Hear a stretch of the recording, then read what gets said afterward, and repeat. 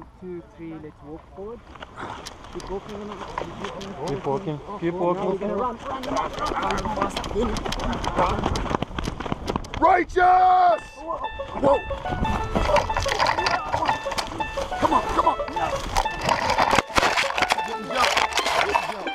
I ran. Hello and welcome to your daily crypto news. Before we go any further, make sure you're a subscriber to our channel. You can enter our contest. I've got the details behind me. We got only 3 days left in our contest. We're going to be doing a live stream on Saturday where we're going to pick the winner, and you guys get some ideas ready for what you think we should do for the next contest. We'll talk about it on a live stream. So, okay, looking at the markets today, we're down to 272 billion. We have fallen about another 5% today, or at one point it was down 5%. Bitcoin is at 63. It was a little bit lower than that. It was in the 62s a little bit earlier today. Everything in the top 10 is definitely down. And let's take a look right here at number 10, Tron, and number 11, Tether. We know that the value of Tether doesn't really go up or down much. It is a stable coin. We're very close to Tether entering into the top 10. Tron has continued to fall. The only thing that maybe it's saving grace is it does have what they're calling the Tron Independence Day coming up soon. But I don't think that's going to be enough to save Tron in the top 10. I think it will fall out of the top 10 probably in the next couple of days, and Tether will now be a top 10 coin. So that's not good for crypto for a lot of different reasons. We'll talk about some of them here in just a minute. Biggest gainers of the day, Decentraland, Bytum, Icon, All Sports. Not much up today, just a few. We look at the biggest losers of the day. Loom Network, after a big pump yesterday, down again. Ken continuing to fall. Cash, Bitbox Token, after having a couple good runs, it is now crashing back to earth. A lot of losers today in the 5 to 8% range, or 3 to 8% range. It's just not a good day again. As you see, the Bitcoin dominance is 40%. The difference between today and the last few days is I feel like there was a big story today that probably did cause a lot of the FUD, which we'll get to. But because of this, I wanted to share this quote with you guys. You guys have probably seen it on memes and stuff like that.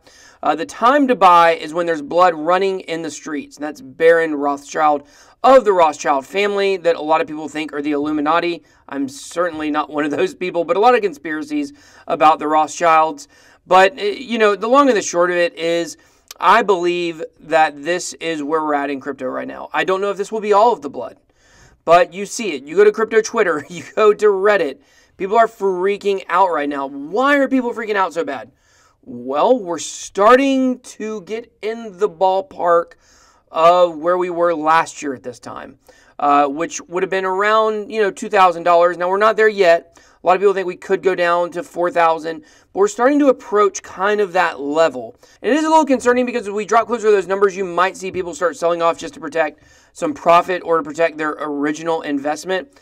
And when we've been talking about this massive bull run that's going to be coming at some point, who knows when it'll be, now it seems like we're going to need a massive bull run just to get us back where we were. So I think that those things combined are making people freak out right now. But remember this quote. I'm buying all the way down. I don't have a ton of money. I'm not a millionaire. I have to scrounge to find more money to put into cryptocurrency. But yet whenever I have the opportunity to do so, I do, because I'm trying to accumulate. If you had a time machine and you could have gone back to last year at the same time, what would you have done? You would have stuffed your bags as full as you could carry them. And so right now, when we're down, don't look a gift horse in the mouth.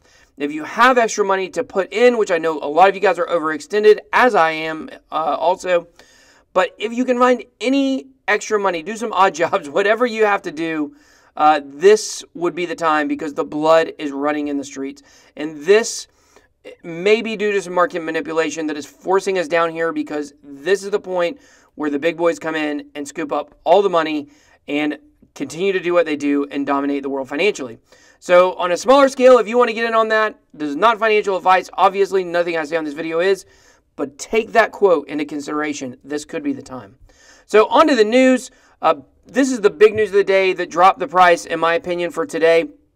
I don't think that this was, I don't know, maybe it was a timed FUD attack, but Bitcoin's price last year was artificially inflated, researchers say. So these researchers basically came up with this idea that Bitfinex, it's a very sketchy company in my opinion, and also Tether. If you watch my channel, you know I hate Tether. In my opinion, it is, other than Mt. Gox, it's the bane to crypto's existence. So these researchers came up with this premise: a concentrated campaign of price manipulation may have accounted for at least half of the increase to the price of Bitcoin and other big cryptocurrencies last year, according to a paper released on Wednesday by an academic with a history of spotting fraud in financial markets. Well, to me, that doesn't necessarily really give me anything to actually hold on tangibly. If you read this article, the findings are not conclusive. This is not 100% that the price was manipulated, like they say, for at least half of the gains last year. Of course, Bitfinex has came out and officially denied these findings and have once again reiterated the point that what was found in this paper was not conclusive, but Tether and Bitfinex, in my opinion, are both very sketchy. I do not believe that half of the bull run was attributed to Bitfinex and Tether. I think I can share some numbers that will probably line up with that. However, I do believe a percentage of it was, no question about it. I think Tether does inflate the market, even if just to the point they print out all those Tether grants and then the price goes up. Who knows? Maybe they're doing, I don't guess that would be insider trading. But if Tether's doing it for the intention of raising the price, then it's still pretty sketchy. So if you guys don't know, Overstock.com is really big on cryptocurrency. Their CEO is, I believe, involved or invested in Ravencoin. And so the ex-Overstock chairman is committed to crypto despite market woes, calls for U.S. regulatory clarity, which I think the title of this article is so stupid, in my opinion. Like, still committed to crypto despite market woes. Like, were people, back when the stock market wasn't doing so great in the recession, were people saying, oh, you can't trust that stock market, you better get out of it while you can because it's down? No, that's asinine. When the market is down is when you want to get in. So the premise of this title just really, makes me a little irritated. But other than that, the thing about this, what he's saying here in this article is that for Overstock.com, which is an online retailer, obviously, I think probably most of you guys have seen it or know of it. What they're saying is they have to have 40 employees in a fraud department, and then they have to take a fee off of every charge, and they pay it to the credit card companies that process their transactions. And what he said in this article is cryptocurrency and Bitcoin allows them to be able to handle credit card transactions like they're cash. The fee is obviously much smaller. It's a fraction of the cost compared to 2 or 3% when it comes to credit card transactions. And not only that, but you won't need fraud because they would treat them as cash transactions. So I thought that was very interesting for him to say this and to come out and talk about how much this would help the online retailers, and really the idea of treating cryptocurrency as cash compared to as credit cards. I think that is the whole purpose of why we're in cryptocurrency. That's where we're moving. So RBI will regulate Bitcoin and cryptocurrencies in India. So RBI is the central bank of India, and we've talked about many times how I feel like India is to me, this is very bullish news because I believe India is one of the keys to cryptocurrency right now. It's such a huge population, and there is just not the access to be able to buy cryptocurrency there. There is some, but of course, it has been banned. The finance minister came out recently and said that he thought the blockchain was really incredible and people should be trading it. But yet the bank was still against it. Well, now the bank is coming out and they are going to regulate Bitcoin and cryptocurrencies. And this is big news for all of crypto. I mean, you're looking at the amount of people that could be exposed to cryptocurrency multiplying by several times just by this one announcement. So Brave Software and the Basic Attention Token work together, as we all know. And they have now entered into the Wall Street Journal's top 25 tech companies to watch in 2018. I wanted to pull up this article for you guys, but the Wall Street Journal wanted me to pay $1 for 3 months. And I was like, no, I'm not doing that. So instead, I'm showing you guys the Reddit post. But because I knew I'd forget to cancel it, and then they'd be charging me $20 a month. And shouldn't news be free? Let's be honest about it. But the long and the short of it is that this is a big moment for the Brave browser to get this kind of attention. Basic attention token, to their project. I think the Brave browser is great. Obviously, you see we use it. If you haven't downloaded the Brave browser, please check below in the video information. A lot of you guys have. A lot of you guys have downloaded it from my page. I really appreciate that. That's one way you can support the channel. but I love the Brave browser. I use it on my phone 100%. On my computer, I still have to use Chrome sometimes. YouTube acts a little funny on the Brave browser. But other than that, it's been really great for me. I love the fact that there's not ads on it. I love the fact that it's very smooth to use. And I just like what they're doing. I believe in the mission of what they're doing. Just like when people used to want to use Google and Chrome because they believed in Google. But of course, Google now has become just the worst of all of them. That's why I like using the Brave browser. I like to support this project.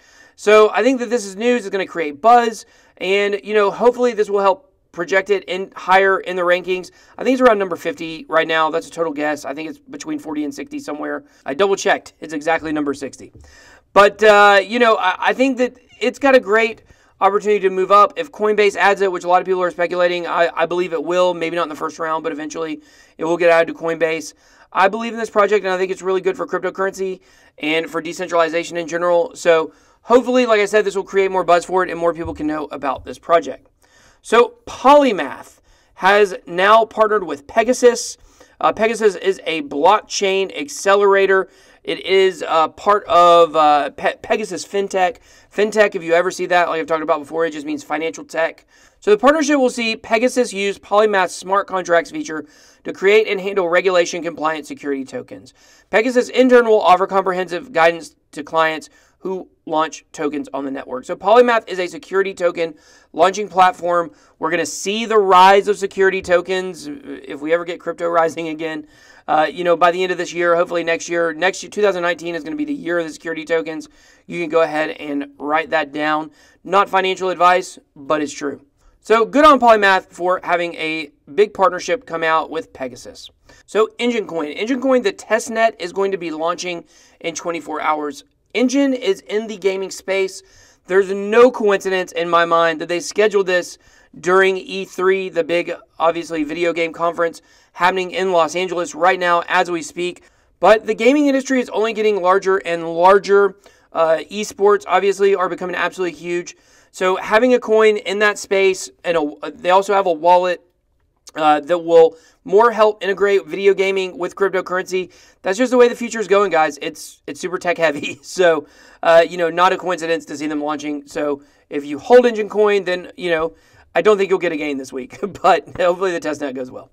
So we just did a review on Ambrosus, and we talked about their CEO, Angel Versetti. And it's really cool. This week they came out and said that they have now done a live demo of the Ambrosus network, the blockchain, at an Ethereum London meetup. I love it when projects get out and integrate with the community and go to these meetups and show people exactly what they're doing. Watch our review on it to get a little more information on Ambrosus, but it's really hyper-focused. It's focused on pharmaceuticals and food mainly. They do a few other things, designer goods, commodities and things, but the main focus are pharmaceuticals and medication and food. So, hope this demo worked out pretty well. We've talked about how with the supply chain coins that they have a lot of use case and, just always cool to see when projects are making progress. So good job, Ambrosus, for this, and I hope it went well for you. So that's all the news today. The blood is running on the streets. Go grab some bags if you can. Until next time, that was your Daily Crypto News.